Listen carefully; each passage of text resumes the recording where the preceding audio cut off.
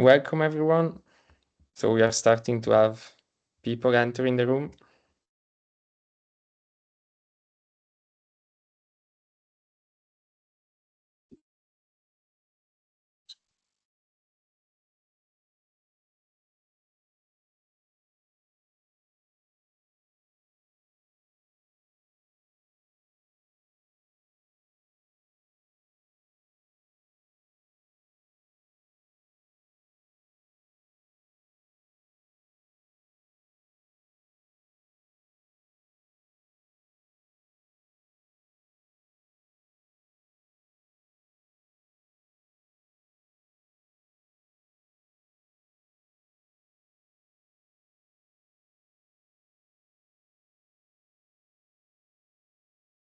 Let's make a slow start and let some people join, those who are late comers or finishing lunch, wherever they are. Let's just give them 1 more minute.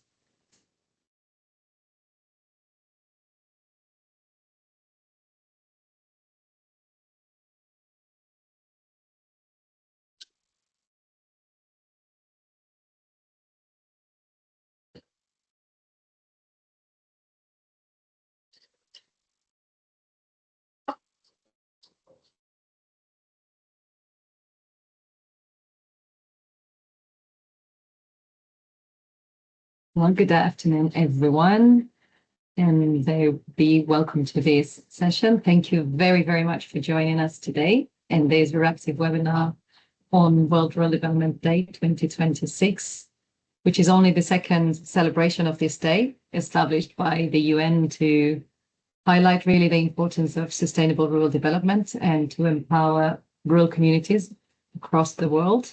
So it's really nice to celebrate that with this forum.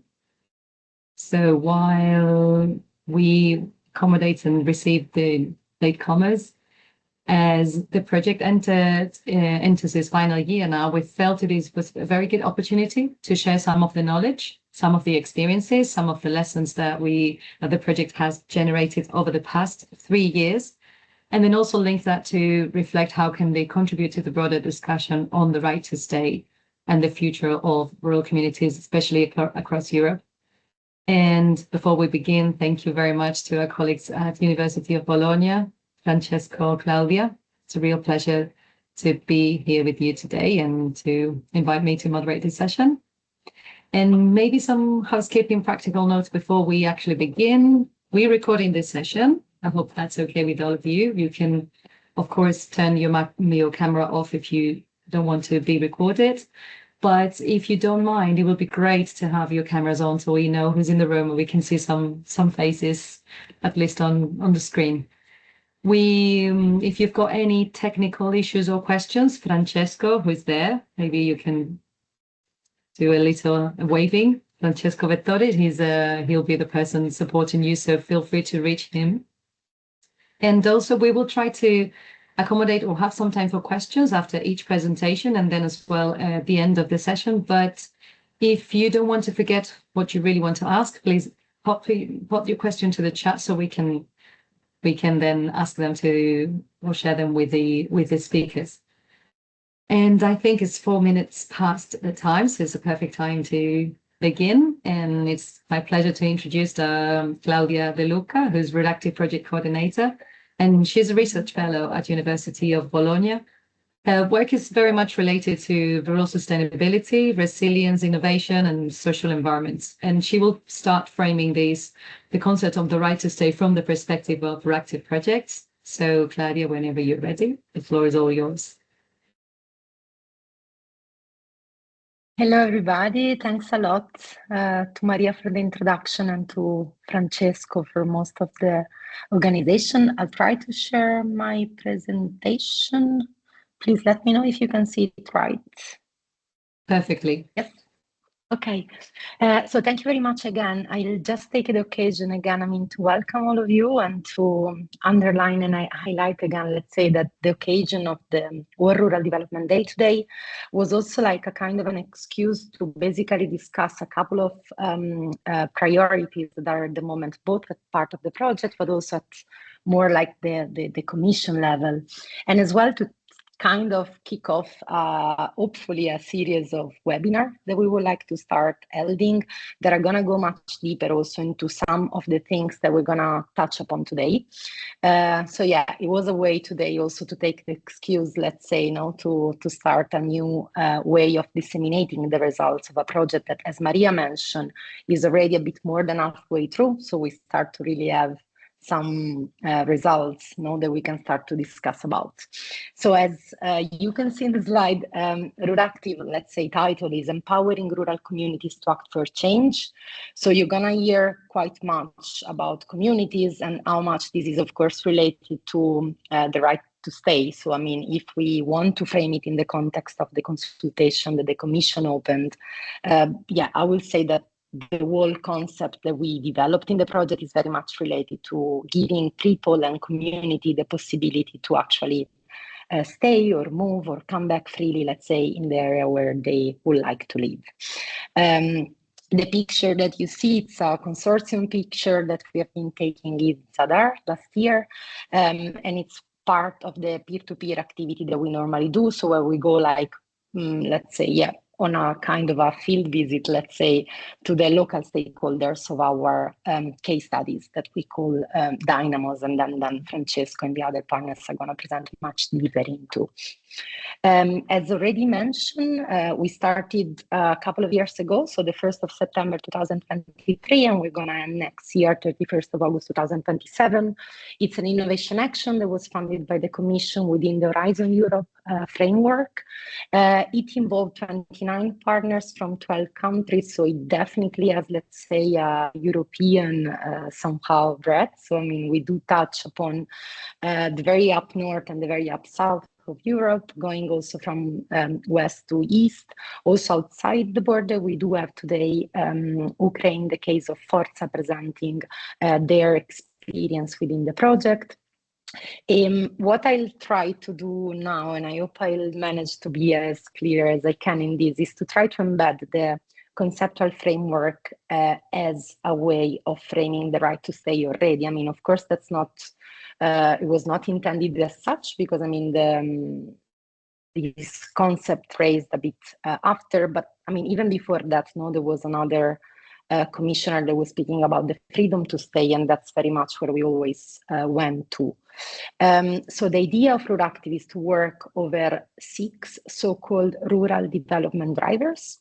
That means that, I mean, and that's something that we always mention at the very beginning, every time we speak with people that work with rural development.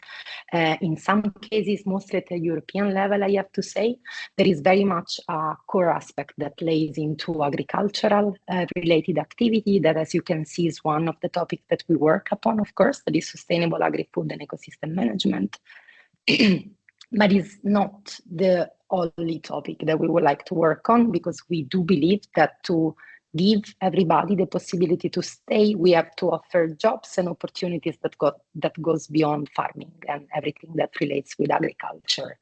And in our case, that goes into, for example, culture and cultural innovation. So, I mean, there are quite some activities and solutions within RURACTIVE that are framed into the idea of revitalizing the places where we work, also from a cultural point of view. So to give everybody, again, the right to stay, also maybe to young people that are not within agricultural path, but they would like to, stay or come back or move to this kind of area. Then, of course, I mean, to give really the possibility to stay, we have to work over local services, health and well-being. Otherwise, without the possibility of having, I mean, of course, schooling and hospital and everything that is related with the basic public services or, welfare condition, let's say, I mean, it's going to be very hard to stay. And in this case also, I mean, I'm also starting to include here a bit of justice aspect that is one of the cross-cutting priority, because it's very much true that for certain category, if we think, for example, about women and elderly, so before I mentioned young, when we think about culture, but then when we think about local services, health, and some kind of welfare services, we frame this very much also in terms of women and elderly access to certain type of services. Of course, there is the issue of mobility and accessibility. So, I mean, the issue of moving within and from and to, let's say, rural or inner or marginal areas is definitely a topic that we work on. And then there are other couple of sectors. So one is nature-based and cultural tourism. Tourism is definitely one of the drivers that has been seen in the last, I would say, 10 years as really like rising driver of development in this area. Nevertheless, we have to be very much attentive in the way we would like to develop this kind of tourism.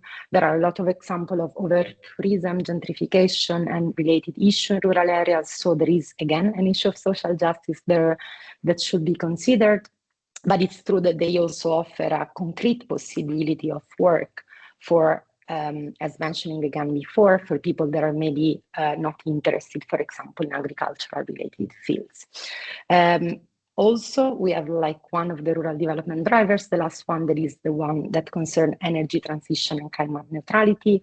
In this sense, again, a big share of energy, renewable energy, is actually produced in non-urban area, while it is consumed in urban areas. So there is an issue there as well in terms of justice. So who is actually getting the benefits of this energy production there, and who is getting somehow the burden of this process as well.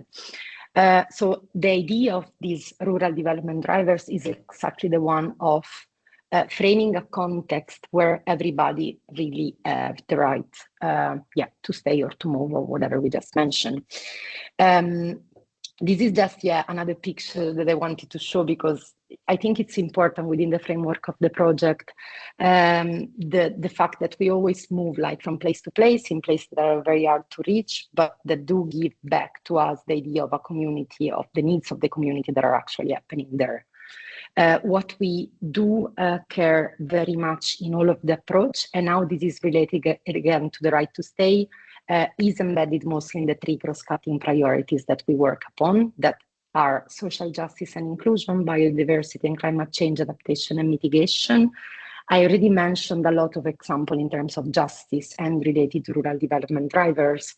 So if we want really like everybody to somehow feel welcome and feel able to live in the place where they want to, we have to think about giving everybody the same opportunity. And this relates, for example, to the rural development drivers, but also to the same cross-cutting priorities. When we think about the right to stay now, I think, we are all coming from a huge heat wave, for example, in Europe. And this is, mostly through, we have been speaking about urban area because, of course, they are the most affected one. But in terms, for example, of vulnerability or like marginalized group of people, this is even harder, the impact in rural areas. So how do we ensure, for example, climate adaptation to those areas that normally have less resources, both technically, but also economical resources? How do we ensure that this area can adapt as fast as urban area are trying to adapt? So most of the resources and most of the discourses even are focused on urban area. But what about non-urban area? Climate change is very much impacting all these areas as well in terms of flood, in terms of landslide, for example. And the capacity that these population have to react is not the same of the urban one. So this is definitely something that we have to take care upon if we want to ensure, again, a right to stay. Same for biodiversity. When we think about healthy ecosystem, first of all, these are the main resources to build upon also in terms of the rural development drivers that we were speaking about before. So when we think about nature-based tourism, of course, if biodiversity is then threatened, the full tourism chain that is actually based on those natural resources is at risk. So biodiversity is one of the things that we are considering, again, transversally in all of the solution, in all of the strategies that we are putting in place. I'm not taking much more time. I think, all of this is going to be seen much more in practice into all like the path that the other presenters are going to introduce you to. And I thank you very much for the attention.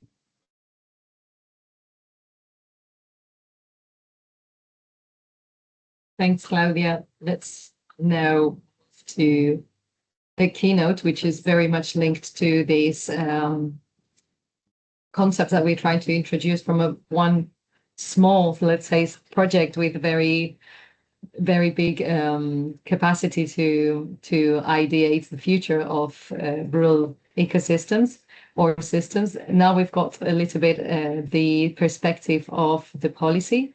And for that, we've got Enrique Nieto, who's the team leader of the Rural Pact Support Office. And he's actually a rural economist that has been working in the Rural Pact Support Office since the beginning, because he's one of the person who made this possible.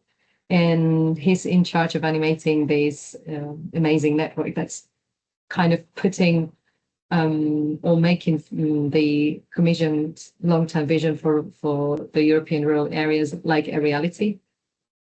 So, Enrique, I think you can share your own screen. And if you're ready, the floor is yours.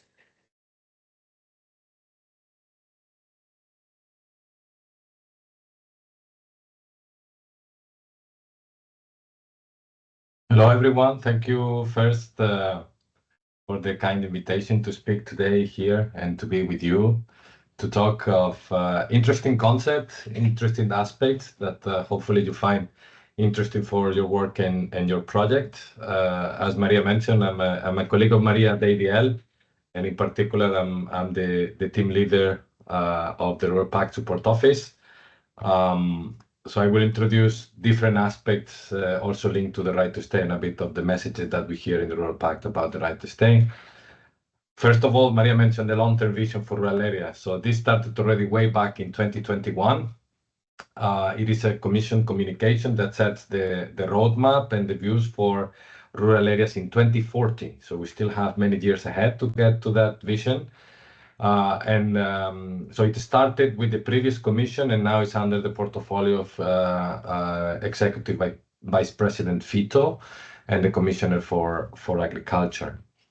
What is interesting about this vision is that it brings, let's say, a different perspective to the development of rural areas, a bit in line with what Claudia was mentioning in her presentation, that rural development, there are a lot of challenges and opportunities that go beyond the sectoral ones of agri-food and forestry, and try to cluster all of those in four main building blocks. So it advocates for stronger rural areas. So these are issues around empowering communities, improving access to services, social innovation. It also advocates for connected rural areas. Here, of course, a lot to deal with digital connectivity, transport, new ways of mobility. It talks about prosperous rural areas, so dealing with diversification of economic activity, sustainable food production. And the fourth leg is resilient rural areas. Here, both in climate change, environmental resilience, but as well it incorporates social resilience. This is translated into 10 shared goals, and I invite you to go and read them. They are quite integrated. These have been developed, these goals have been developed bottom up, so with the participation of a lot of actors back then in 2021 in a huge exercise of the Commission. And then it's made into practice by the Commission through a rural action plan, which the Commission will be updating and hopefully publishing it shortly this year. And also the Rural Pact, which concerns more my engagement into this process. The Rural Pact, just many of you probably know, and hopefully you are aware of it, it is pretty much a formal space to enhance cooperation. And as you can see, the vision is involves very different policy domains, and it is multi-level. So multi-actor, multi-level, that means a huge new network that at the moment didn't have any space at EU level. So we try to connect all those levels, all those actors within the Rural Pact, with three main objectives. So the first one is very much linked to policy. So it's trying to amplify the voices of rural stakeholders and put those needs, those demands higher up in political agendas, both European, national, and regional. The second objective is very much around capacities and networking through peer learning, collaboration, and networking. And the fourth one is about giving visibility to actions that stakeholders are already doing with regards and that can contribute to this vision. And I will get back on this point later. Where we are now, so the Rural Pact was launched already time ago, and it is a network. We have based on formal membership, so you really need to subscribe to be a formal member of the Rural Pact. We have more than 4,000 formal members. It's free to register, just in case there is any doubt. We of course have members from every country, also outside the EU, so there is no really strong requirements to become a member. And also novelty is also that we have governments that are committing with concrete political actions to support the long-term vision for rural areas. And at the moment, we have 9 European governments plus 1 European institutions that are implementing already actions that contribute to the vision. The Rural Pact Support Office is a small office of a team of 10 experts that we try to animate and work on this network to achieve the objectives. Then I wanted to flag here in this kind of governance structure of the Rural Pact, what we call community groups. These are spaces that we have on our online platform that try to steer a little bit better the exchange and the connections on specific topics. So given the nature of your project, initially I thought all these topics are relevant because innovation is really a cross-cutting aspect. Claudia was mentioning things around culture, tourism, energy. Well, we have specific communities dealing with that. The interesting part is these communities are really bottom-up and stakeholder-led. These are created on the interest of the stakeholders to have this community within the Rural Pact. It ensures a little bit the sustainability of these communities because you are under a commission, European Commission initiative. But I then flagged as well a little bit the one on smart villages because probably it's a broader concept related to place-based innovation where you can tackle and connect with peers dealing with different topics. But these communities are open for all the members that are registered on the online platform only. So if you are not registered in the platform, you cannot access this community. Very quickly to give you a sense of the members that we have in the community at the moment, but especially about the typologies of the stakeholders. So as I mentioned, the Rural Pact is multi-actor. A quarter of the members come from civil society organizations. Interesting enough, 15% of these 4,000 are researchers or academics. So that might be interesting for you. We also have private sector as the third biggest membership, followed by public authorities, local action groups, citizens, but also individuals that join on an individual capacity, but that they work, of course, in different organizations. So as you can see, we have a variety of actors that can be of benefit as well for your project. Now, entering on the main focus of this event as well, which is the right to stay, what I would like to share are some messages. Hopefully, I do not repeat messages that you have heard already from the Commission, but there is not much yet about it. So I'm repeating probably things that the Commission already flagged in other spaces. So the aim of this strategy, which is under development, is led by DG Regio, and the aim is to have this strategy published early next year. The aim of it is very broad, it's very transversal. It doesn't cover only rural areas. It aims to be territorial, so it can cover as well urban areas. There is no distinction. And it tries to bring on the table what already Claudia mentioned, and I'm not going to repeat. No, in Europe, we work a lot on ensuring mobility across Europe, but now the focus as well is trying to ensure that people can stay if they want to stay anywhere. Kind of the areas that this strategy might cover. On the one hand, economic development and competitiveness. So try to support areas that are lagging behind economically. Support people, employment, education, and skills. So a lot on the social capital and employment side of it. And then the second leg, I would say, is the two down, is putting the enabling and the right infrastructure that are needed in these areas, connectivity, energy, etc., but also working around public services. I think that's an area that rural areas are demanding a lot of more attention around that. And they also include administration capacity. So the capacity of public administration to be able to work and coordinate action across all these different policy domains that need to fit into each other.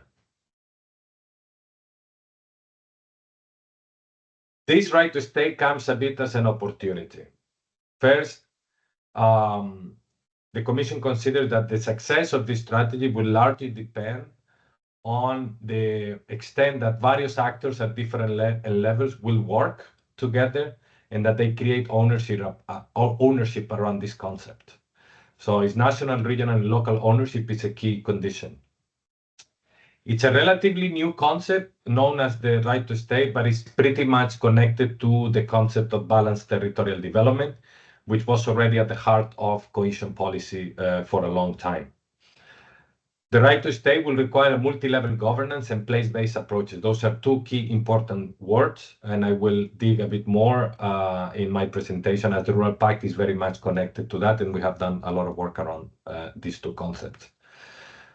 Last but not least, this strategy has the ambition as well to help member states to prepare the national and regional partnership plans, which would be, let's say, the post-2027 EU policies, to put it in simple words.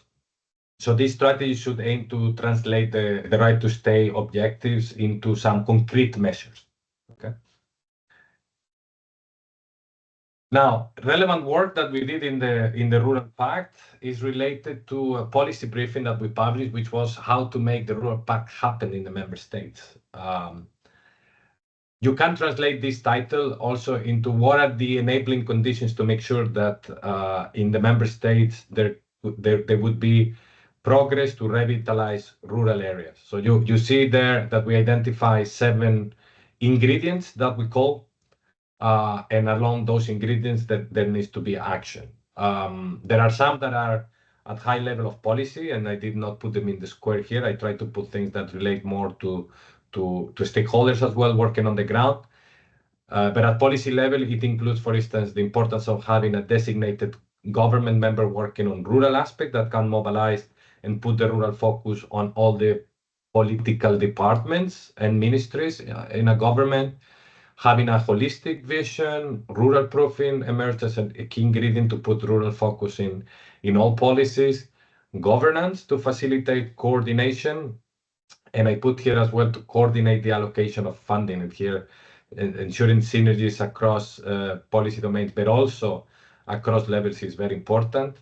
At local level, building the capacities and networking aspects for rural communities to be able to work around these new topics that in many cases would be brought in rural areas: mobility, energy, education, health. These are topics that traditionally local actors did not work on, but there is a lot of scope and opportunity to work in the future. So of course, capacity building it's important, but also having in place the right mechanisms to engage at all levels, so that policy do not work in silos at national, regional, and local level, but rather in synergy. So those are key elements. And if you read the briefing, you will find more examples around how to translate this and current examples on how it has been translated in many member states. I mentioned place-based development. We worked in the Rural Pact on the concept of place-based innovation.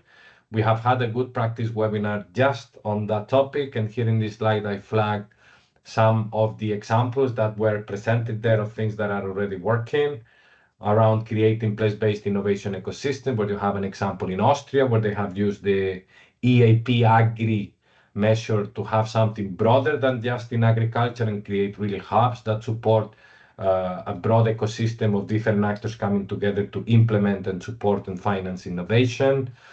And then, of course, innovation on the let's say on the 3 main thematic areas for the future: digital innovation, innovation supporting the ecological transition, but also innovation that puts people at the heart of innovation. So you can find a lot of examples in this report and in this event, with a lot of videos in case you want to find out more. We put additional examples as well on a what we call good practices brochure. And again, I also invite you to have a look at that if you want to discover more examples on of place-based innovation, how it has been supported in different member states.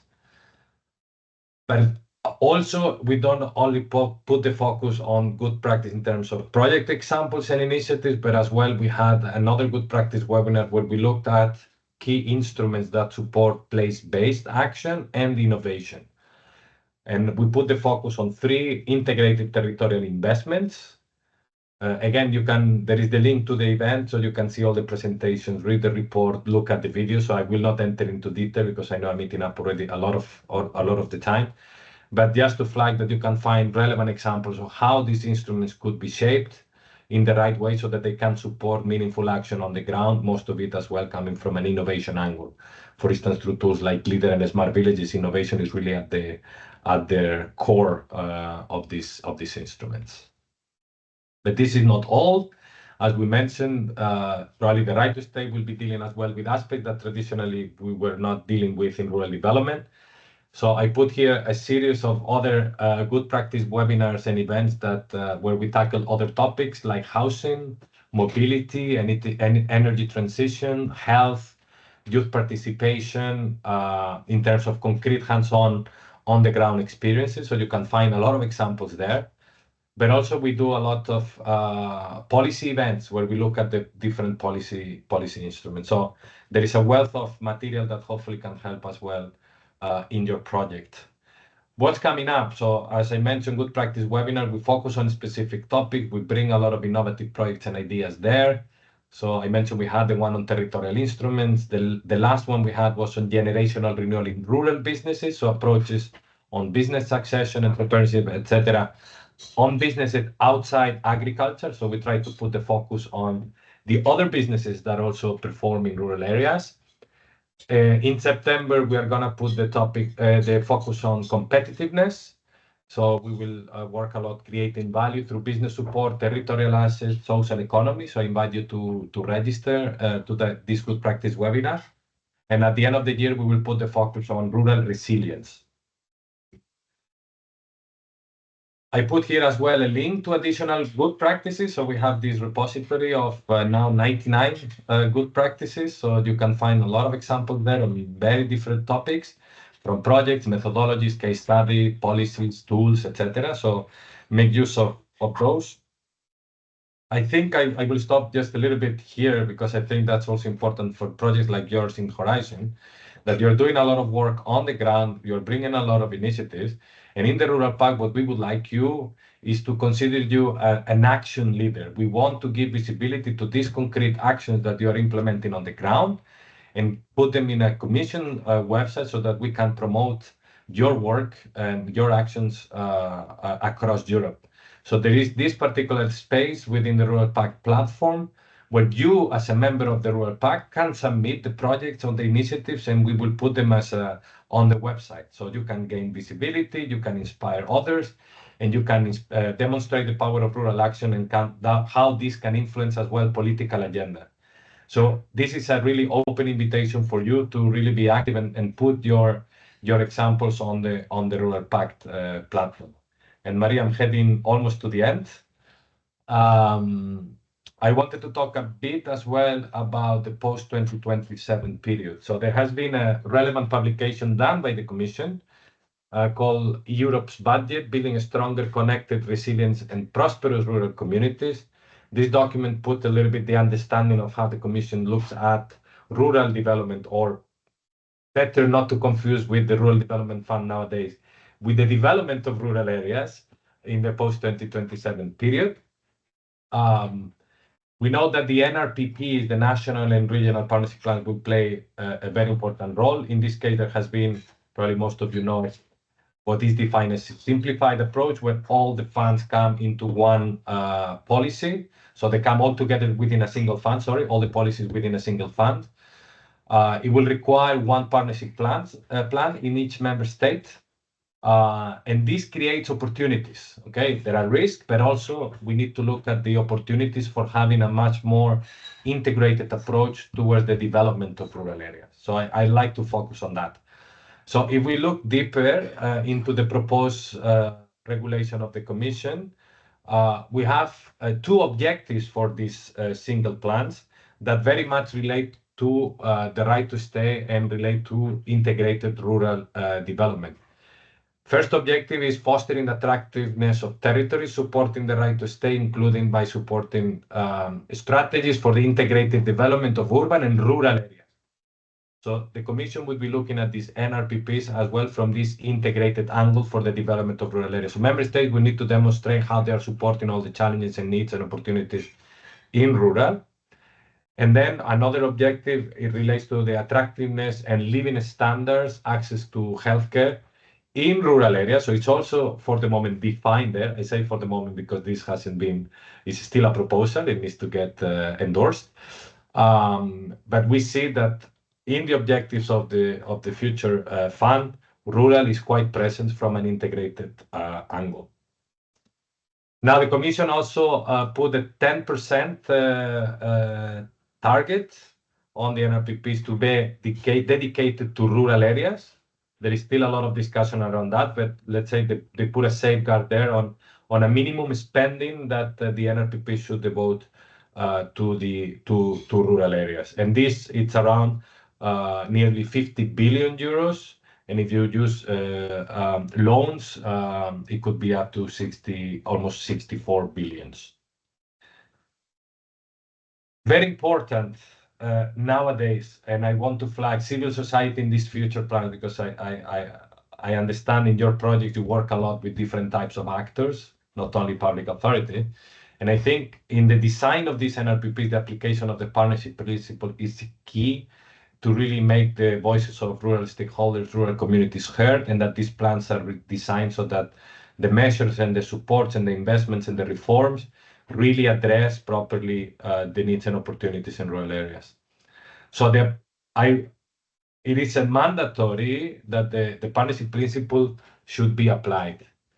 This involves that at least the following partners need to participate in the design of these NRPPs. Okay, so regional, local, urban, and other public authorities, socioeconomic actors, relevant civil society organizations, but as well research organizations.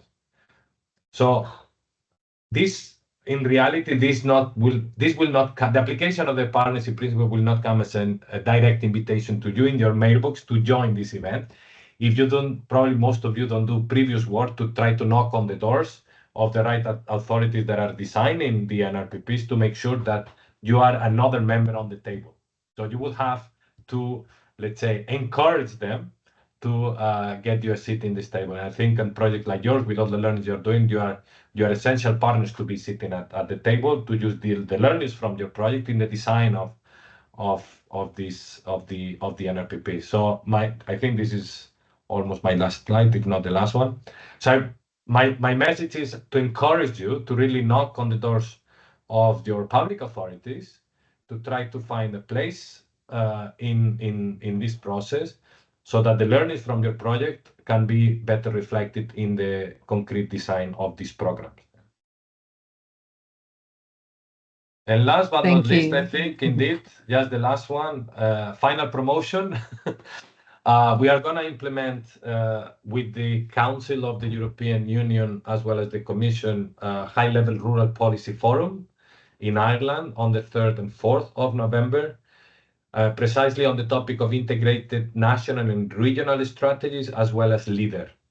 So this is an open invitation for you to register because the registration is open. It's going to be limited to 200 people. So for sure, there's going to be a selection, try to ensure as well a balanced representation of actors and countries. But the registration it's already open. We have had already a policy lab on the NRPPs. So you can find more information there on the partnership principle and on the proposed regulation from the Commission. So a lot of information is on the event page. And last but not least, we will have a policy lab on the 29th, from the 29th of September until the 1st of October on strengthening a diversified rural economy in the post-2027 period. And here, of course, we are looking at the economy, not just the economy, but as well, perhaps, and also on public services, because without services, the economy doesn't work, and without economy, the services does not work. So we are combining the two as well within this event. So the expression of interest to participate is also open. So I also invite you to register and participate. And thank you very much for your time. And if there are questions, I'm happy to answer them. Thank you. Thank you very much, Enrique. It's always very inspiring to see how this long-term vision for rural areas is materializing in so many possibilities within the Rural Pact. So I personally thank you for that. And I say this, I believe, on behalf of all my colleagues and the rural areas actors. And it's also very interesting how you kind of guided us through how can we use the right to stay. So in this case, we can, it can be a tool, an opportunity to contribute to the national regional partnership plans, and also how to be pushy with our, governments to bring all the beautiful and interesting results to life. So thank you very much. There are questions you probably can solve directly, but then if there are many more, we can just bring them to the end of the session. And now we've heard these more EU policy perspective, but we would like to show you how these ambitions can be translated into practice. And for that, we've got the RURACTIVE methodology for building the rural innovation ecosystems, which is what we call in the project the dynamos and additional dynamos. So the pilot locations where we put this methodology into practice. And we'll first hear from Francesco Vettore, who's the research fellow at University of Bologna. And he's been contributed to the development of this methodology for some time. So very good first-hand speakers. He will be introducing the project methodology.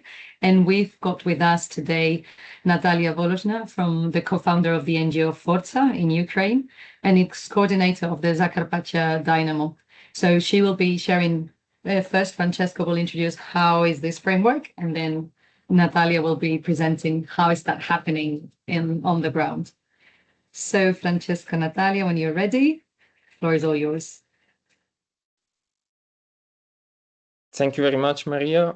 And yes, so I started sharing my screen. I also pasted in the chat a link that we had that directs you on our website, where we just posted an handbook. So it's a version of the methodology that Maria introduced and that we have been developing, and the 12 dynamos pilot sites tested on the ground. It's an handbook, so it's easier to read it, and so it's available to everyone. So said that, yes, the methodology that we as Unibo developed, also our Claudia and the other colleagues, Caterina, Alessia, and Benedetta, that developed it. It's about activating multi-actor rural innovation ecosystem in rural areas. So let's start from what a rural innovation ecosystem is. That is also a concept that that like previous colleagues developed, and there are articles on these. So the concept comes from, let's say, from urban studies, and then have been adapted to the different conditions that rural areas are experiencing. In RURACTIVE, the 12 dynamos have been trying exactly to set this ecosystem up. For example, here you have one of the events that one of the dynamos organized. Here it's the Fiastra Valley by Borgo Futuro. We have Matteo later in the meeting that will also present us the activities that they are doing. A rural innovation ecosystem, to give a definition, is a community of people, places, and practices that share common interests. In our project, we define it sharing interest in one or more of the rural development drivers that Claudia introduced before. But of course, the concept can also be adapted to different topics that are relevant for rural areas.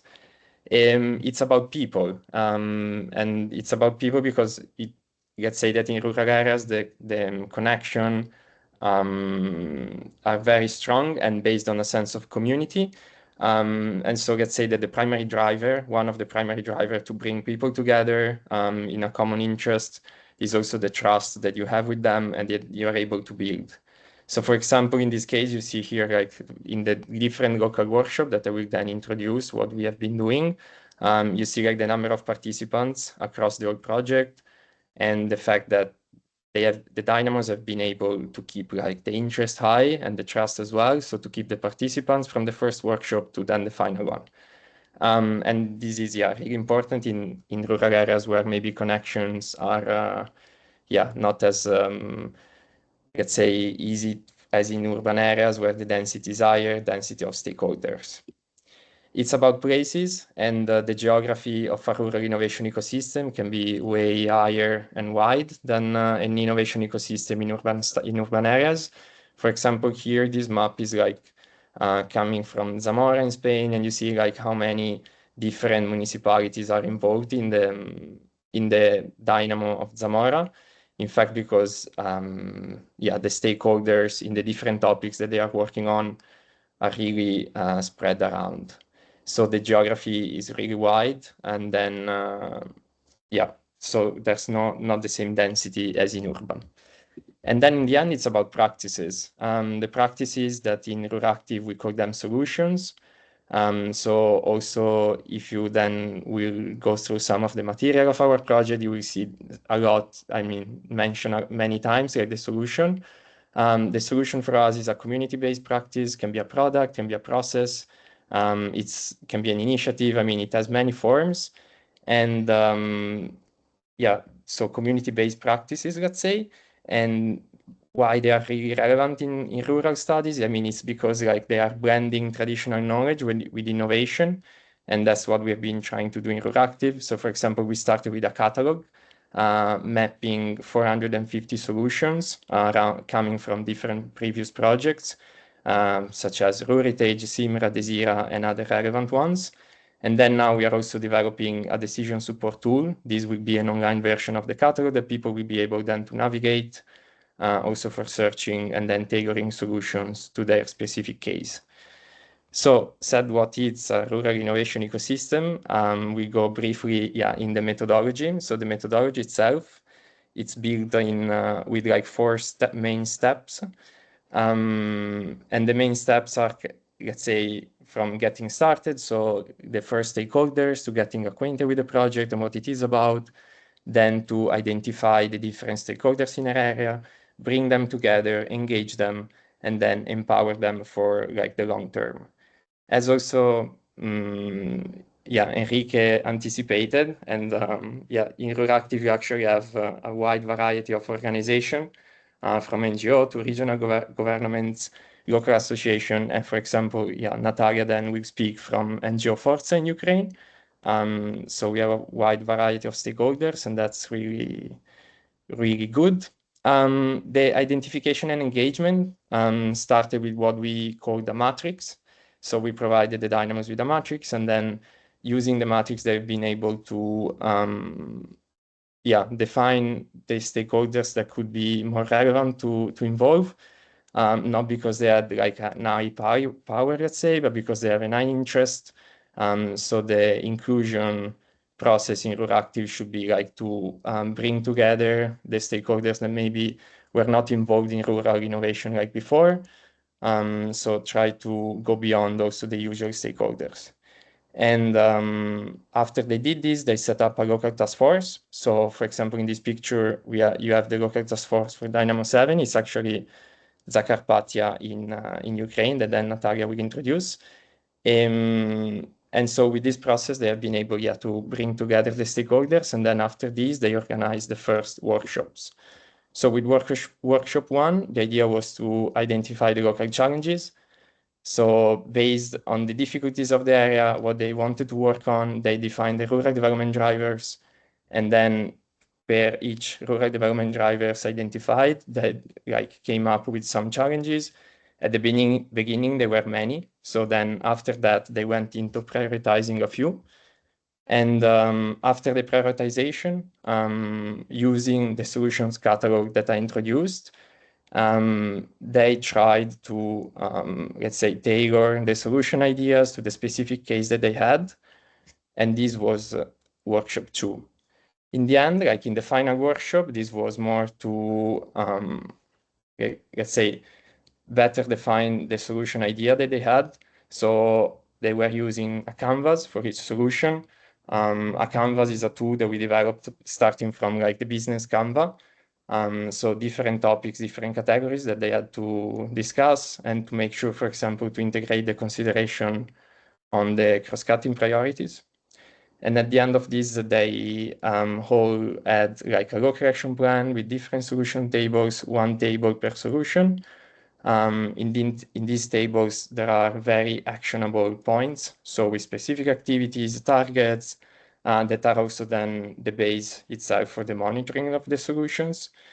The local action plans as well are available online. So in the publication section of our website. And in the end, that spread like across the 12 dynamos. So far, we have now 38 place-based solutions that are being implemented. So yeah, congrats to all our dynamos, because I mean, 38 is really high number of solutions and practices that are being implemented now. They started in September 2025. They will last until July 2027, so right before the end of RURACTIVE. They're actually very well divided in per RDD. So all the RDDs that we have been identifying at the beginning are now covered with solution in the 12 dynamos in Europe. So this is a bit, yeah, let's say an overall on the methodology. And of course, I mean, this is the theory, the framework that we define, but then what is important, it's in the impact on the ground. And also that's why we have Natalia, that will introduce what they have been doing in Dynamo 7, which is Zakarpattia in Ukraine. So Thank you, Francesco, for introduction and for partial explanation of what our Dynamo has been doing. Yeah, it's hello everyone. My name is Natalia. I'm representing non-governmental organization Agency for Sustainable Development of Carpathian Region, Forza, which is based in Ukraine, in the western part of Ukraine. And we are basically managing Ukrainian Dynamo of RURACTIVE project. We entered the project with the Dynamo identified as a region, administrative region, Zakarpattia, but then we had to narrow down our activities to a community, because we really wanted to test the methodology and how it works for the community, for the rural communities, selecting one of the most remoted, least developed communities in the Zakarpattia region. At the slide, you can see the location of Ukraine in the map of Europe and the world. And Carpathian Mountains, you can see in this upper part. And our region is kind of this green and brown in this oval. And here in the bottom, you can see how our region looks like. Yeah, as I said, it's located in the west of Ukraine. In the Carpathian Mountains. The region has 1.2 million inhabitants, which are living in 64 municipalities. Our region is the most forested in Ukraine. It has a little bit over 50% of forest. And it is very rural, very multicultural. Main activities are ecotourism, agriculture, wood industry, and currently there is a quite significant shift to industrial companies which moved to our region due to war. Yeah, this is the picture of our local task force, which you already had seen, but now it was a little bit bigger scale. We were aiming at having gender equality in our local task force, and also we wanted to have representatives of both local authorities, people like a person, we wanted to have a person that works with youth, representative of local business.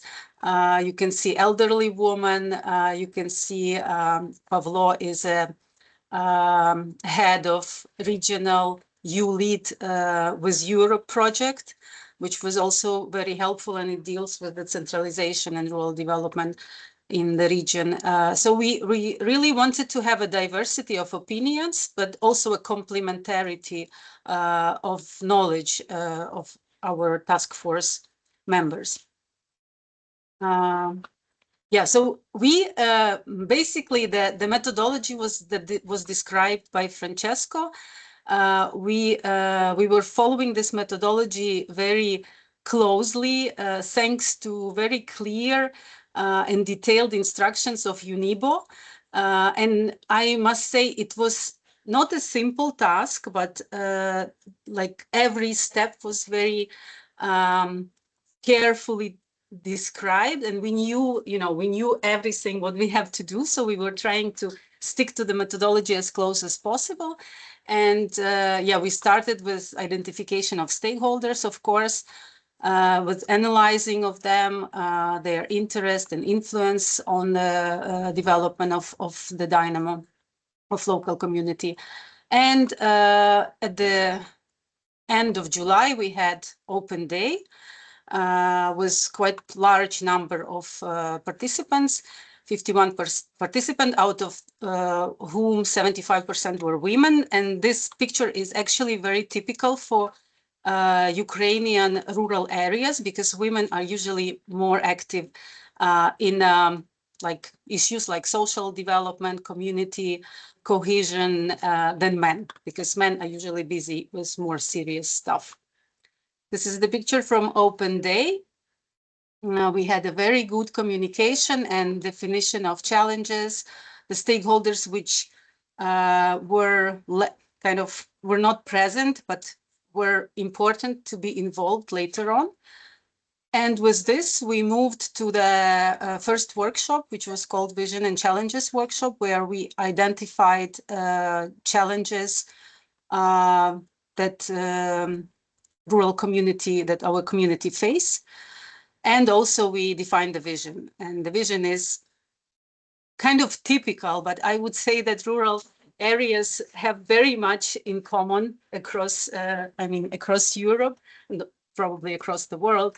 So our people, they want to have ecologically clean, innovative, mountainous rural community with preserved natural resources, economically self-sufficient, with a developed tourist offer, preserved cultural heritage, a rich craft offer, with proactive and united friendly people, high quality road infrastructure, multimodal mobility and communication, high quality social services where people are happy, where one wants to live, relax and develop. So this is basically the right to stay strategy kind of resonates very well with this vision.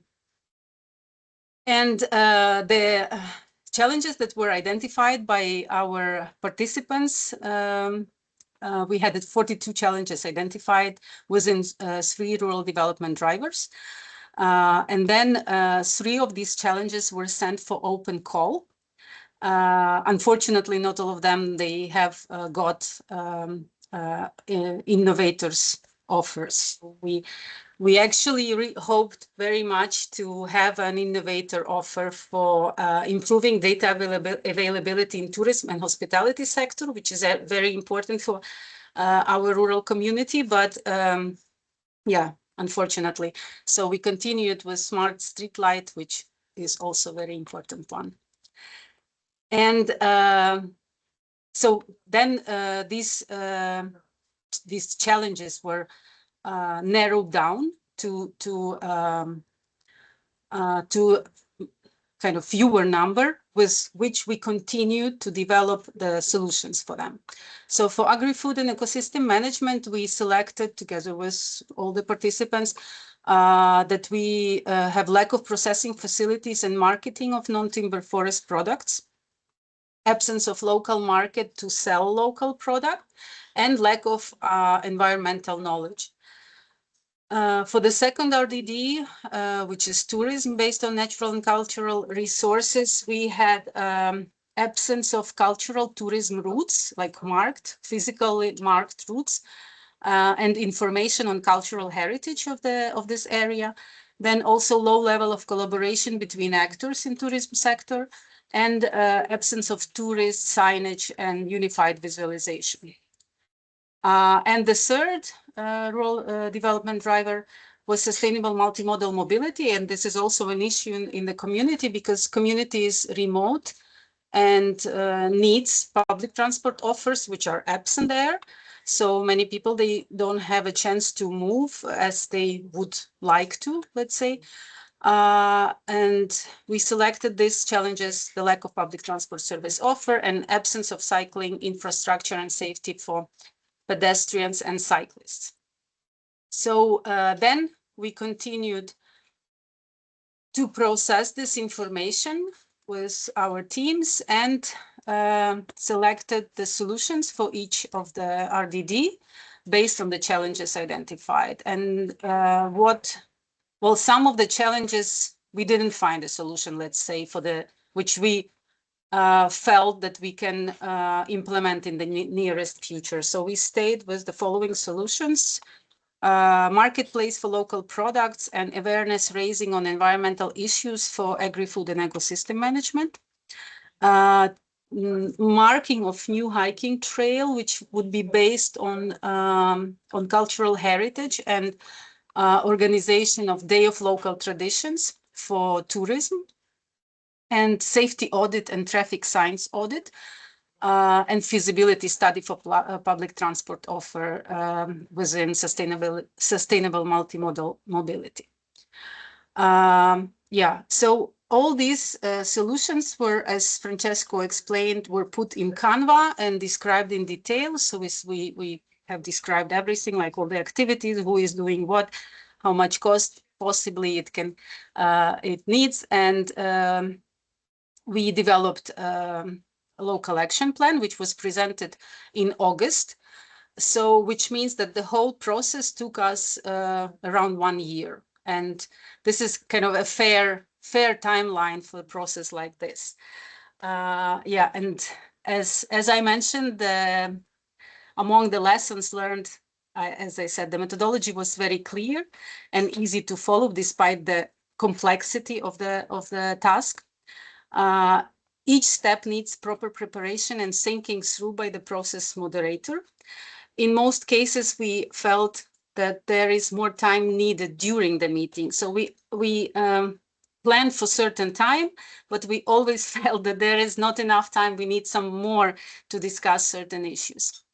And the best option is when the process moderator is within the community. And this we also now, we feel very much now when we are managing implementation of local action plan, that we really need someone within the community, but that person has to be trained and know all this, procedures and so on.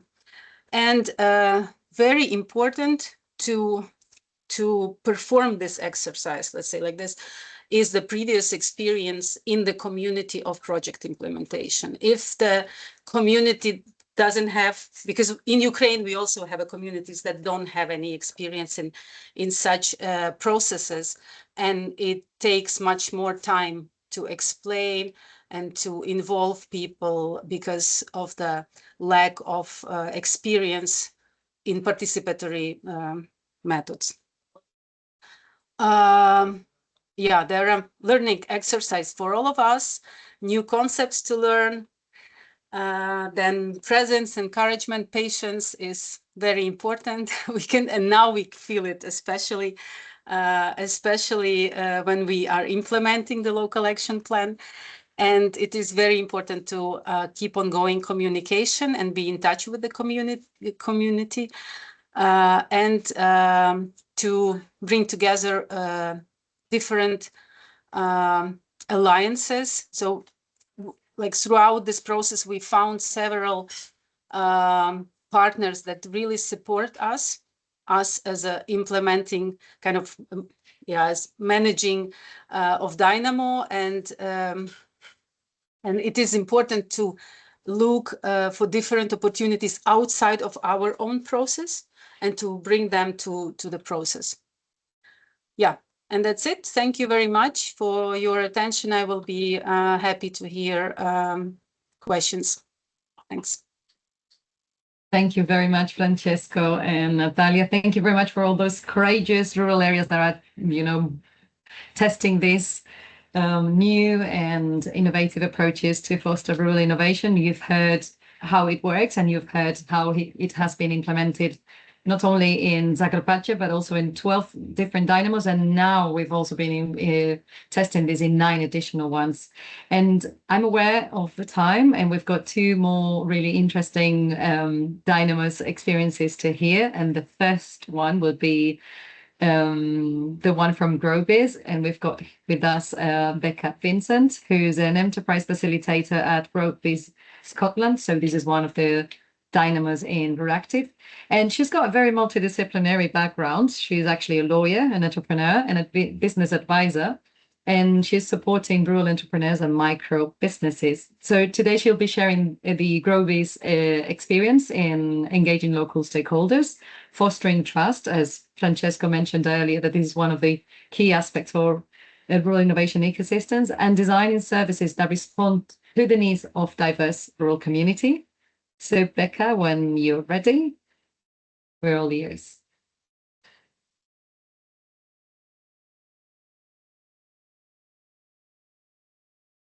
Thank you. Sorry, I tried to share my screen and and also do my mic at the same time, which didn't work. So give me a second.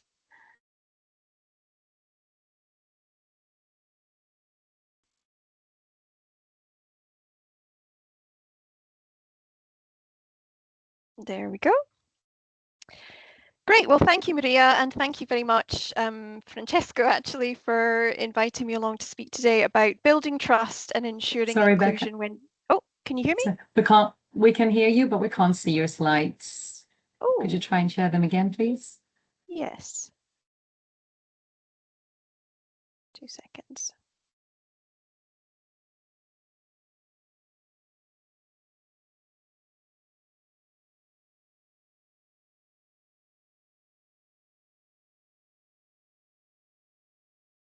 Is that working? No. No. We can see your nice background.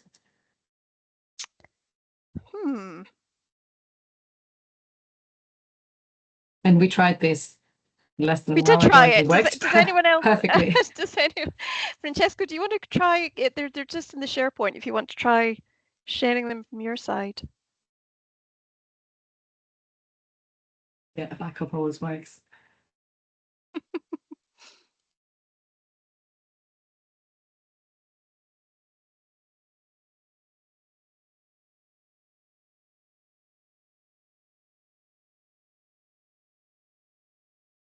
Does say Yes, there's an give issue me a with second. I'm doing it. Maybe you can start introducing the context. There we go. Good. Yep.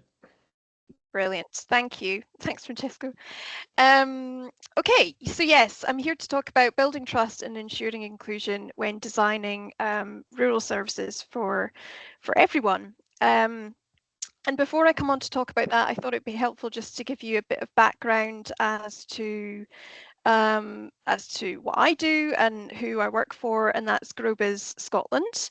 We're a charity established in 2007 in Scotland, and originally we provided support to rural businesses in Perthshire, which is a region of Scotland, and specifically Eastern Perthshire, so it was very narrow, and gradually we have really broadened our support to businesses across Scotland.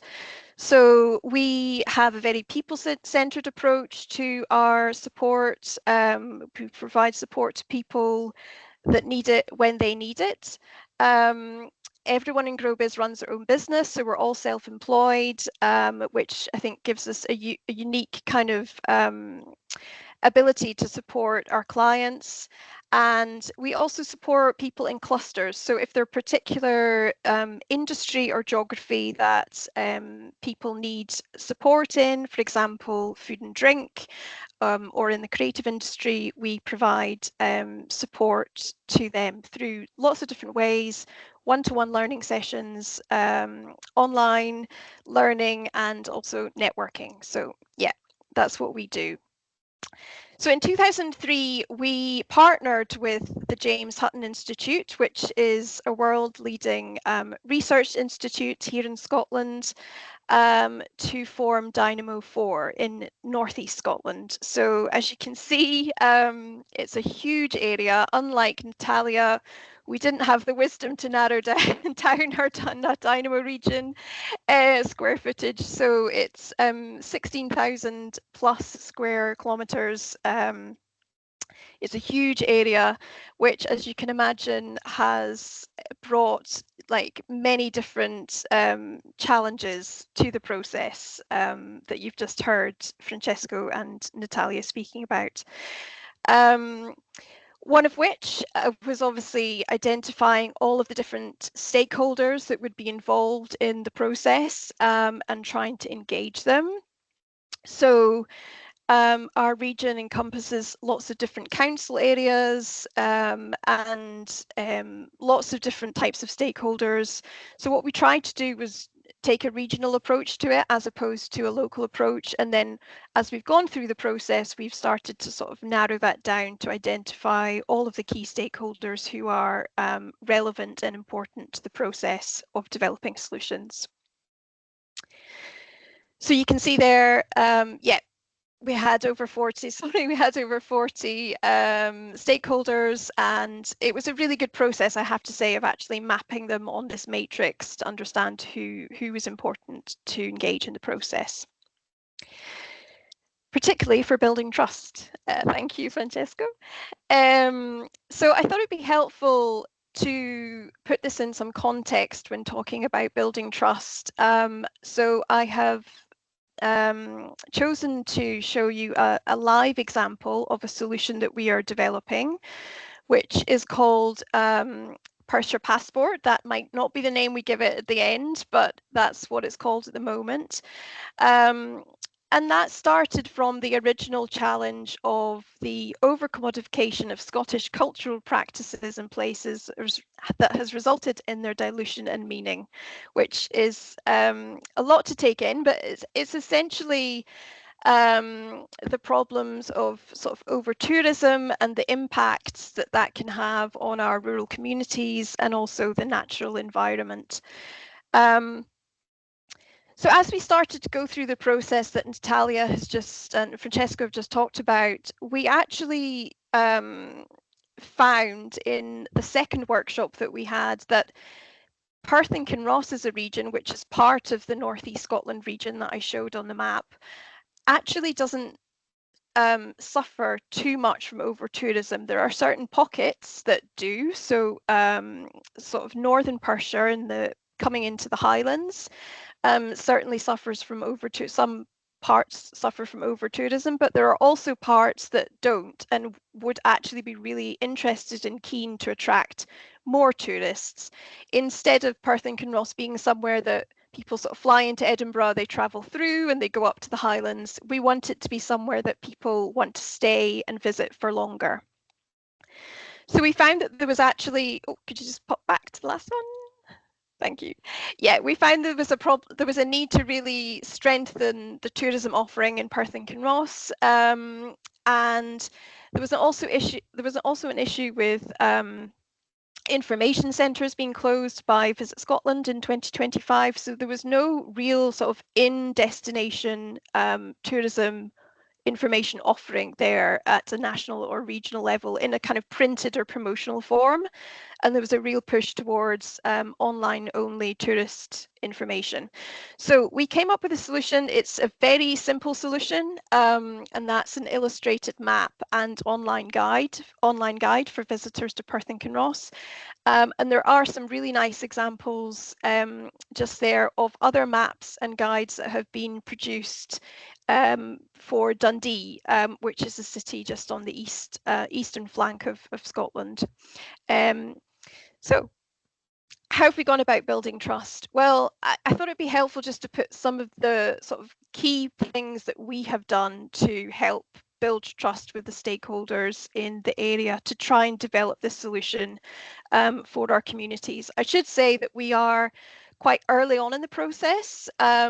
We are very much still at the sort of planning and engagement stage, but we are hoping to have this launch next spring. So a lot of the activity will happen between now and the end of the year. So a few key things that we have done. One is to do your research. Obviously, we have been through the process of identifying our stakeholders through the RURACTIVE project, which was really helpful. We also did something around identifying what sort of policies, strategies and plans might be in place and which might have some kind of impact on the development of the solution. Simple advice is to read them. It's really, really helpful. You get lots of information from these plans, strategies that you can use, and it is actually just really good for when you're communicating with other people to be able to speak quite confidently and competently about the market or sector that you're wanting to develop the solution in. The second thing is to grow and use your network. Really simply just speak to people about your solution. This is something I've tried to do to set up meetings with key stakeholders and tell them about your solution and listen to the things that they ask you about. I found this really helpful. You know, I've been asked the same or similar questions over and over again, mostly about distribution and how we're going to distribute the map.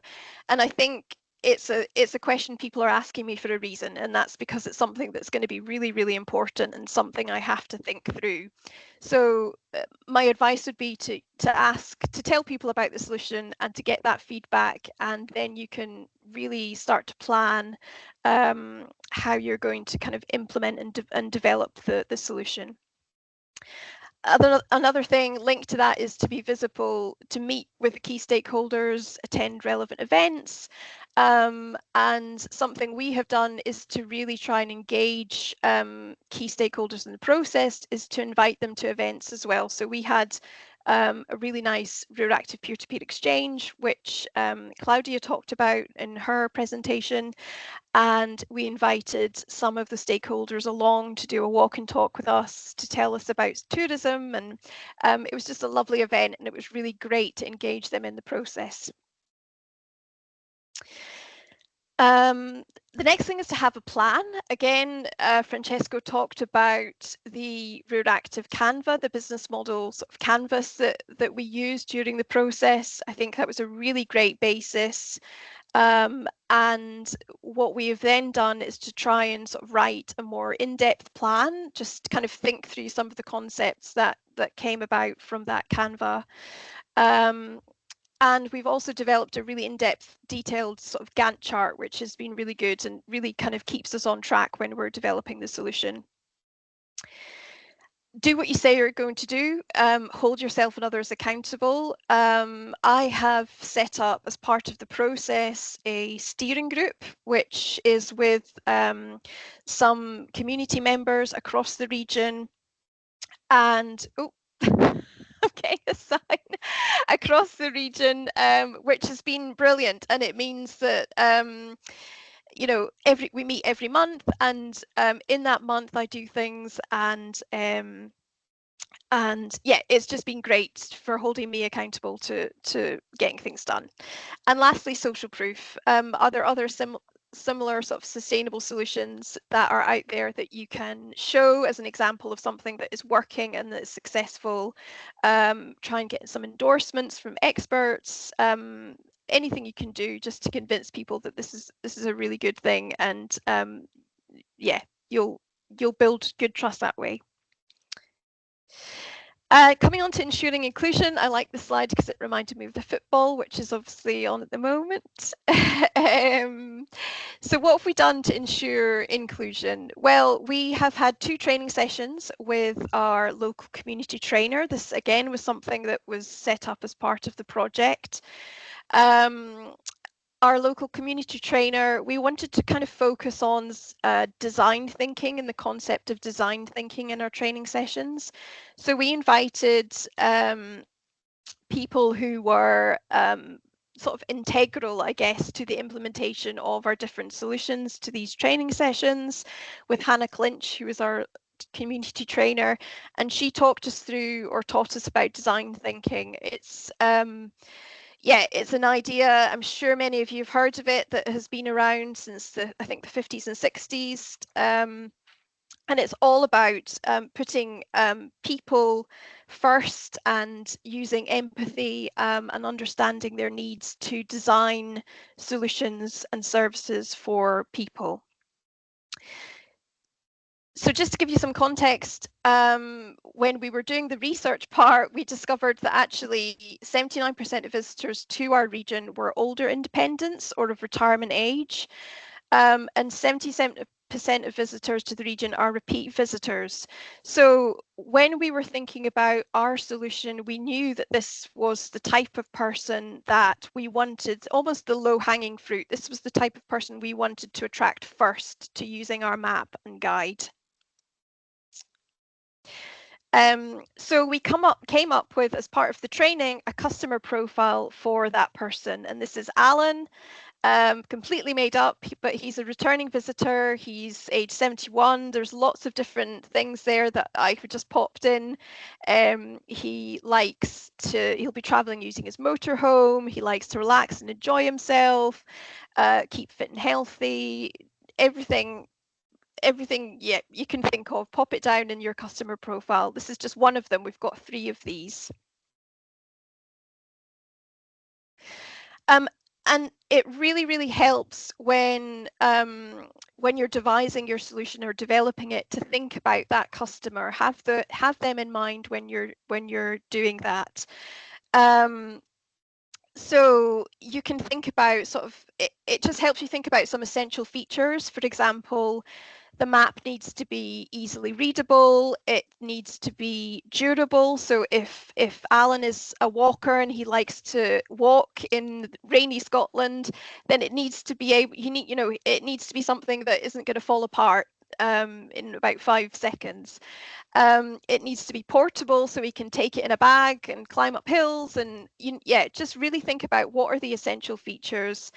And also, what are some helpful features? So there needs to be a different mix of experiences and different ways of accessing information.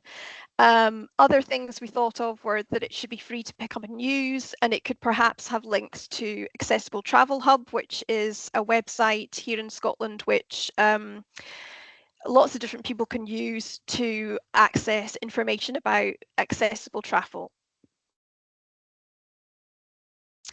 And yeah, just lastly, just thinking about, so these are some of the key stakeholders that we, once we kind of dug down deeper into our sort of stakeholder matrix and identification, these were the key ones that we identified. But also just thinking that it's not just sort of Alan and our customer we need to think about, there are other beneficiaries involved. Just thinking about ensuring inclusion, we need to make sure our rural communities are happy. So we've devised a community questionnaire, which is currently in circulation to get people's feedback. Also, small business owners, we really want them, in terms of support GrowBiz is giving, we want them to feel like we are meeting their needs. So it's likely going to be a crowdsourced guide. So we'll put it out to an open call for business owners to respond if they want to be part of it.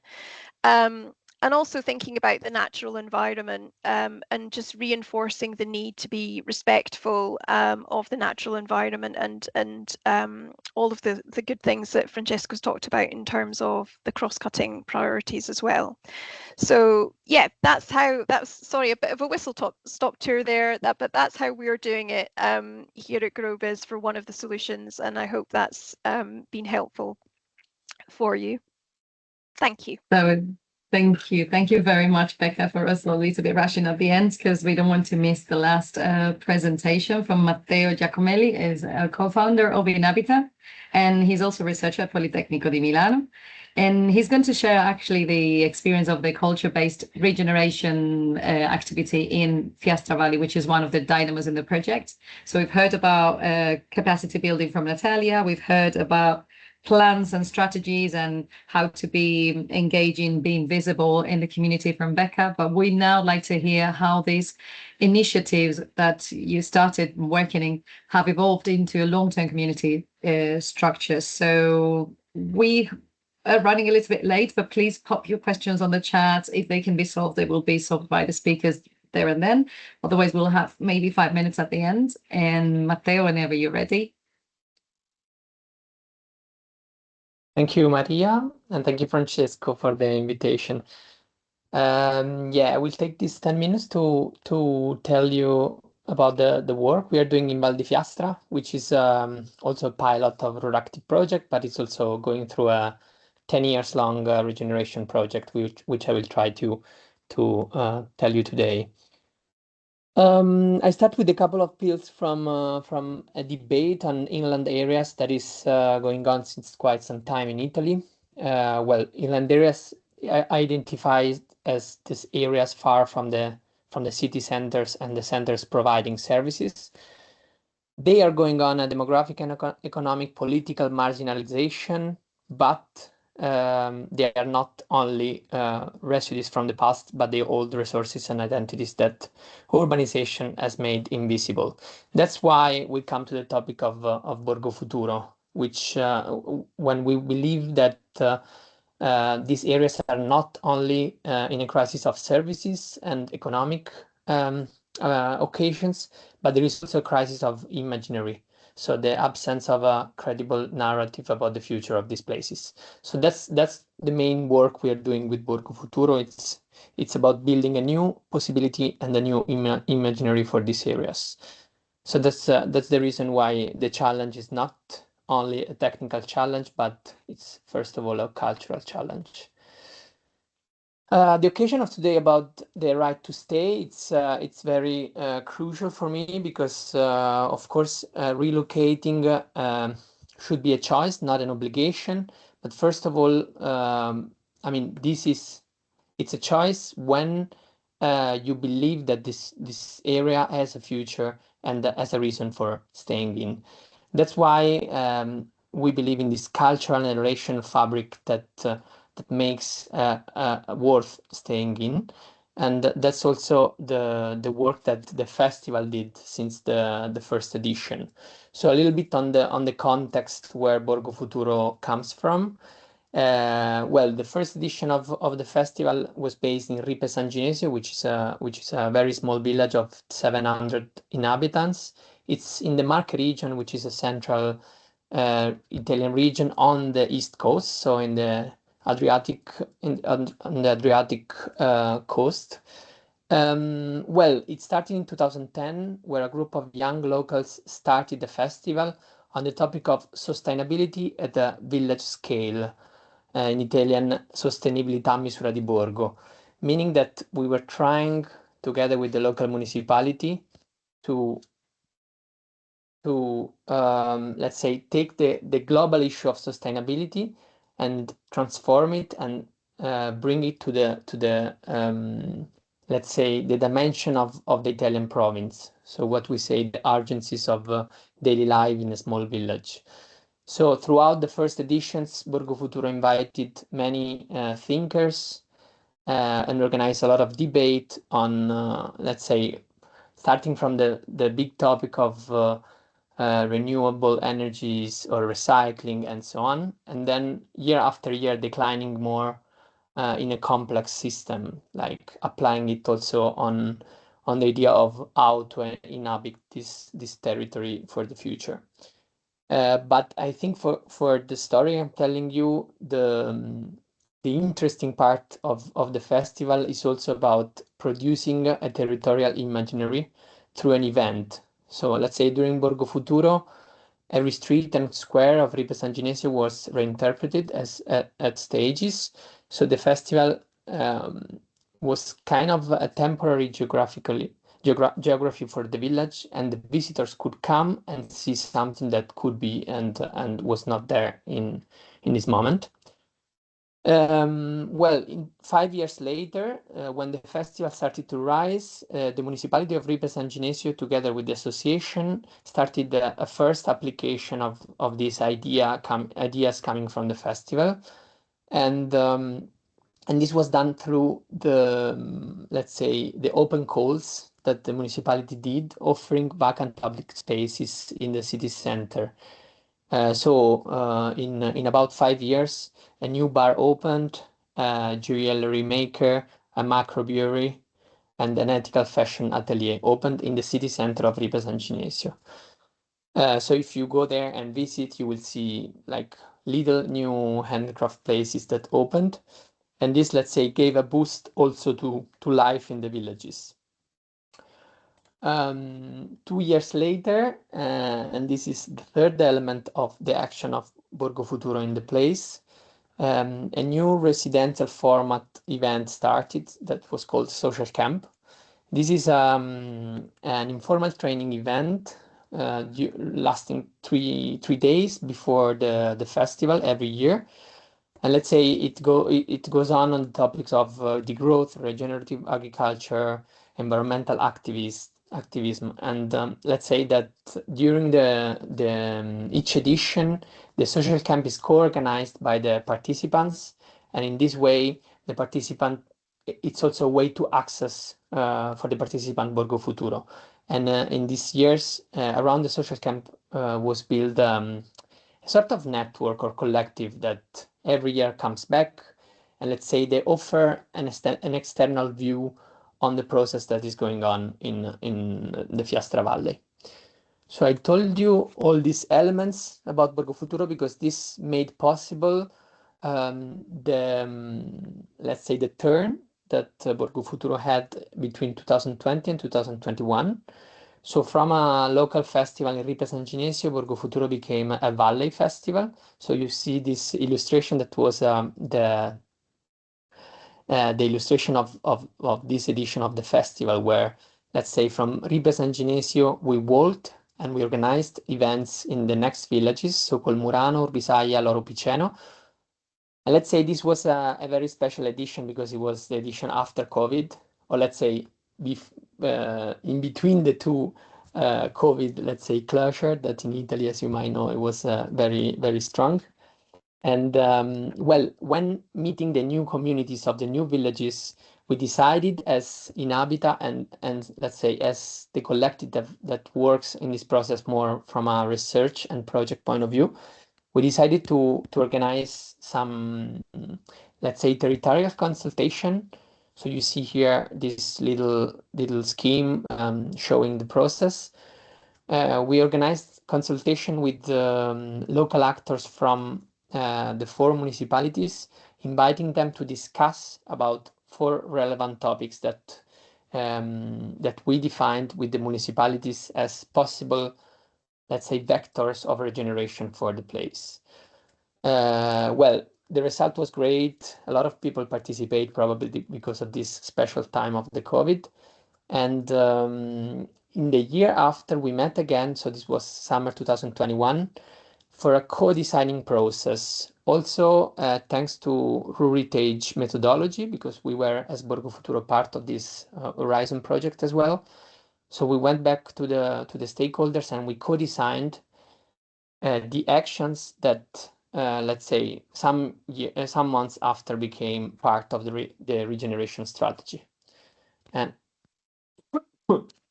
this was, let's say, the last part of the path. That was the publication of the book that was called Progetto Locale, Borgo Futuro Plus, Progetto Locale for the inland areas. And well, we were kind of lucky because when we published this book in the Ministry of Culture in Italy, there was the opening of a big call that it was probably the biggest open call for rural territories in Italy. That is it was called the Bando PNRR Borghi. Well, Borghi is basically what in Italian means hamlet, And it was a founding finalized to support this kind of processes, bottom-up, participatory, and based on quality of life and sustainability. So basically what Borgo Futuro did in the past years. So we started to work, this was the beginning of 2022, we started to work and we defined a regeneration strategy made of 15 interventions across the 5 municipalities of Val di Fiastra through 3 pillars. Basically, was cultural participation, socioeconomic activation, and support for living in the valley as a final aim of this strategy. So the project was financed and the year after started, actually together with RURACTIVE, because after Heritage, we also took part in RURACTIVE. So, well, I could take a lot of time telling you about the Qui Val di Fiastra because it was, well, a long and very dense, let's say, intervention. But, well, very shortly was basically was structured through 4 physical spaces that we reactivated in the city center of Ripe San Ginesio, Colmurano, and Loro Piceno, and 1 through the main road connecting Macerata and Ascoli Piceno, which is passing through the valley and actually passing parallel to the river Fiastra. One of the main action that we did was to build the Val di Fiastra Trail, which is a ring starting from Abbadia di Fiastra, which is the main touristic pole of the valley, and passing through all the villages. And well, this was also part of a synergy with RURACTIVE because thanks to the horizon we managed to make this path more accessible. And actually, this is some of the work that is actually ongoing. Something else that we did was art residencies and open air education cycles involving all the schools of the valley, so from the elementary to the middle school. We worked on Errante, which is a mobile structure for live events, in the idea that we needed a tool to activate the potential of the place to be discovered, and throughout the events, the live events, Errante made that. But more interestingly, around Errante, so around this mobile structure, a network of association was born, and this network could operate within RURACTIVE with a series of events. So in the last months, a series of, I think, 7 or 8 events were organized throughout the association of the network. And let's say this was a very important action because it was, let's say, a way of connecting all the bottom-up association organizing events in the region, so not only in the Fiastra Valley. Last but not least, we worked on a museum network and a digital ecosystem. So two interventions that allowed the efficiency of let's say, the accessibility of what we did. I go on doing a focus on the landscape observatory, which was one of the, okay, 1 minute left, which was one of the spaces that I talked about at the beginning. So this is not only a physical space because it's a research office and a research and action space that we did together with Wikiloro, GLab, and the University of Bologna.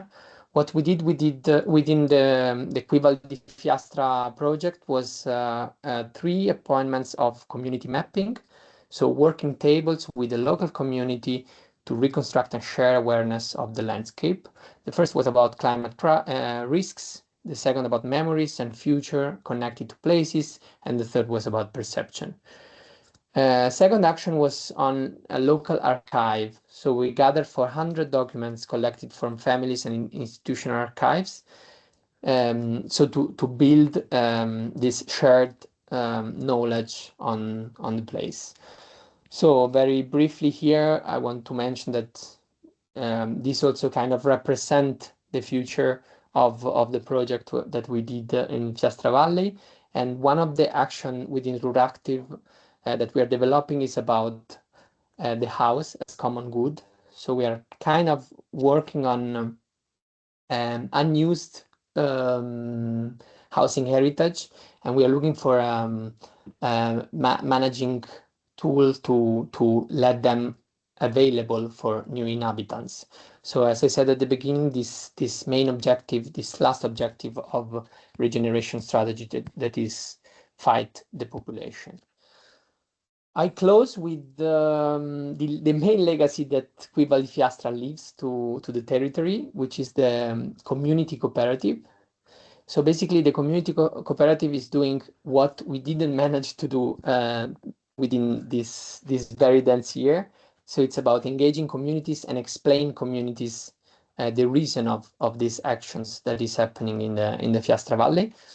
And specifically, the cooperative works also on tourism, local production, and the management of spaces. And well, the main challenge of the cooperative, of course, is producing Reddit and to allow people to work on it. So this is for us, for many of us that were working in the project, also a big next challenge for the future. I close with a couple of lessons learned. Well, first of all, that cultural projects can precede and orient institutional intervention. So let's say what we did here, where I would say is not only a local thing, probably it's a general thing for the rural, that there is not a strong vision, or maybe not any vision for the future of these places. So I think that cultural project can have this role of guiding local strategies. And finally, that this one as an example was an example of a new kind of governance without a strong center ruling it, but with multiple nodes and stakeholders in relation. So the community cooperative for the future, it's something that can keep this synergy that was started in the project, and let the many people that exist in this valley work together also out of a project. With this, I thank you very much, and sorry if I took some more minutes. Thank you, Matteo. It's really nice to see how actually these materialize into a long-term activity, and also starting from a non-very usual suspect as culture as a rural development driver. I know I'm fully aware of the time and fully aware that we're a little bit late, so I'm going to invite to one final reflection to our speakers. So starting from Claudia, Enrique, Natalia, Becca, and Matteo. If you could, based on your own experience, just think about one single condition that you believe is essential to make the right to stay a reality in rural areas, what would that be? And so I repeat the question. So based on your experience, what is that one condition that you believe is most essential to make the right to stay a reality in rural areas? Maybe we can start with Enrique. It's a very easy question. Thank you, Maria. Perhaps just to say one, I think based on the presentation I also made, that we are moving towards a policy landscape where the development of rural areas needs to be looked from different political domains. So I would say that what is very important is to rethink the governance, the political governance around designing the support, the reforms, the investments that benefit rural areas, not only from the perspective of a single ministry for agriculture and rural development, but to design a governance structure where other ministries like health, education, the same way they look at urban, not pretty much from a predefined basis and like an automatic machine that they always automatically think urban, that they also think rural in their plans, policies, etc. That's brilliant. That was a very easy answer. Thank you very much, Enrique. I hope the ENRP piece gives us that opportunity to reflect on the joint approach to rural areas and keeping the rural proof in our rural glasses on at all times. Maybe we can continue by Claudia. Yeah, no, thank you very much, Maria, and thanks a lot to all the speakers. I think it was, very interesting to hear from all of you. It's very hard, of course, to answer. There is something to me that goes very much into also what Matteo just mentioned somehow, but in a bit more, in a bit of a wider way, meaning that a lot of time when we speak about, for example, like the rural plan, there's a lot of funding that goes into infrastructure. I mean, that's also the experience that we had very much when we were looking with our territories to existing funding opportunities projects. There's not that much that somehow try to give resources to people, to ideas, to something that is a bit less material, I would say, so less tangible somehow. Then, of course, that's the reason why I mentioned Matteo before. It could be related with culture, but not just with culture, of course. But at least, and again, here I refer, to the context I know the most, that is probably the Italian one as well. But a lot of funding are going into infrastructure, meaning like refurbishment, meaning like, I don't know, like putting back, building back better, whatever. But then these kind of buildings or whatever it is, there is a high risk that they stay empty, so that you actually spend a lot of money to restore them, but then there's not much to do there. So maybe, try to finding ways to provide more funding, resources, capacities, or whatever to people, communities, and ideas. So try to to go the other way around, and then this will definitely lead to better infrastructure as well. Hopefully, I don't know.